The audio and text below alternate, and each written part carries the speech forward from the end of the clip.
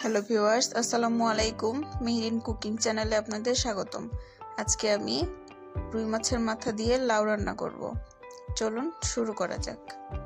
প্রথমে চুলায় একটা পাতিল বসিয়ে দিয়ে দিয়েছি 3 টেবিল চামচ পরিমাণ তেল গরম হয়ে আসলে দিয়ে দিয়েছি একটু জিরা ফোড়ন। এবার দিয়ে দিলাম হাফ কাপ পরিমাণ পেঁয়াজ কুচি, দিয়ে দিয়েছি রসুন বাটা, হাফ চা চামচ পরিমাণ হলুদ গুঁড়ো, 1 চা চামচ পরিমাণ মরিচের গুঁড়ো, হাফ চা চামচ পরিমাণ ধনিয়া গুঁড়ো, দিয়ে দিয়েছি হাফ চা চামচ পরিমাণ জিরা গুঁড়ো, দিয়ে ভালোভাবে কষিয়ে নিব। এবার দিয়ে দিয়েছি এখানে 1.5 চা চামচ পরিমাণ লবণ, দিয়ে এবার ধুয়ে রাখা টুকরো করে কেটে রাখা রুই মাছের মাথা দিয়ে ভালোভাবে আমি এখানে 5 থেকে 7 মিনিট পর্যন্ত সময় নিয়ে কষিয়ে নিব। আমি এখানে হাফ কাপ পরিমাণ গরম পানি ব্যবহার করেছি। তেলটা যখন উপরের দিকে উঠে আসবে তখন বুঝবেন যে কষানো হয়ে গিয়েছে। এবার দিয়ে দিব কেটে ধুয়ে রাখা লাউগুলো, দিয়ে উল্টে পাল্টে আবারও 5 মিনিট পর্যন্ত সময় নিয়ে কষিয়ে নিব। আমি ঢাকনা দিয়ে ঢেকে 5 মিনিট কষিয়ে নিয়েছি। এবার আবার নেড়ে চেড়ে দেখব যে পানি বের হয়ে এসেছে কিনা।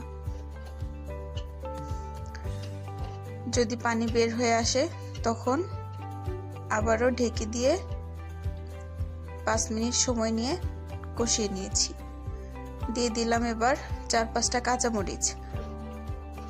আমার ভিডিওটি যদি ভালো লেগে থাকে তাহলে লাইক, কমেন্ট, শেয়ার এবং সাবস্ক্রাইব করতে ভুলবেন না।